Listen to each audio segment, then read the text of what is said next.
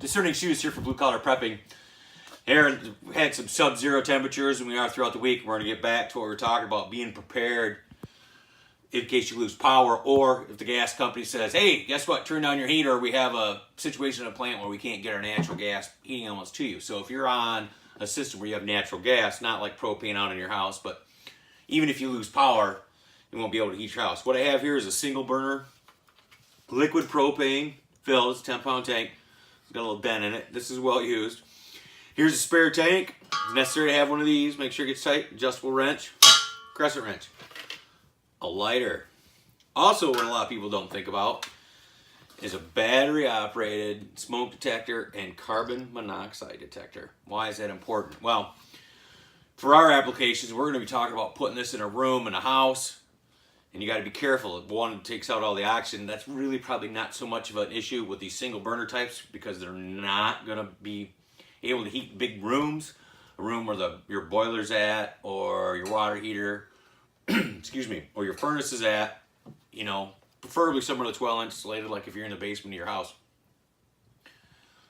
You can go in that in small rooms, and this will keep the room warm, keep your pipes from freezing, but it really isn't going to cook you out of the room. It's not going to be super hot.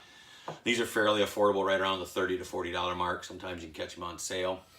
The 2-burner style, of course, it uses not quite twice as much gas on it, but it also creates a lot more heat, and you can go up from there for their salamander versions, or other versions actually use electricity for the blower. So obviously that's not going to work for us.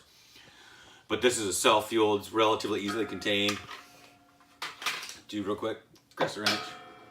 Make sure that it's tight. Oy vey. It helps if I have it tightened down correctly. It's tightened.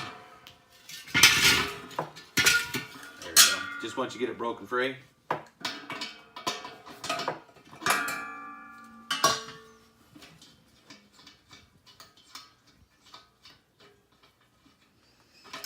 There you go. That's the whole thing. So of course you got to have a lighter. One of these is far better than just your common Bic lighter. The Bic lighter will work, especially the bigger one, but you got to get your hand in there. You got to be careful not to burn yourself. This is relatively simple. Stick her in there. There you go.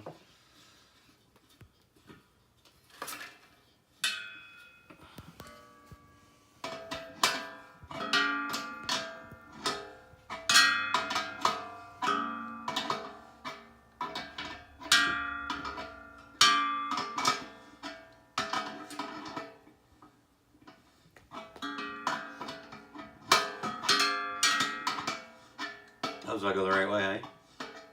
And there you have it. So, good to go.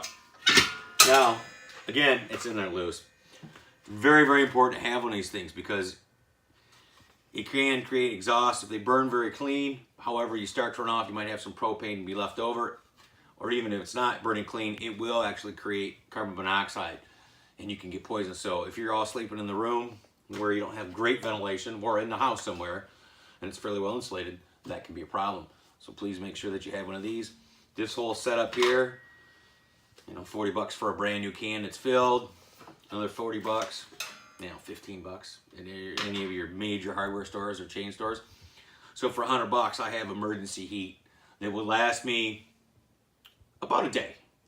Probably not a full 24 hours, but on low setting this can, I could probably get, well, maybe a day, day and a half. So with this particular burner style. So there you have it. That's an alternative. Next week, we're either going to talk about this bad boy here, or we'll get the generator out, and I'll show you another alternative for that where you can run some electricity as well as a running heating element. So until such time, this is Discerning Shooters for Blue Collar Prepping. Be good, be safe. If you can't be safe, be good and dangerous.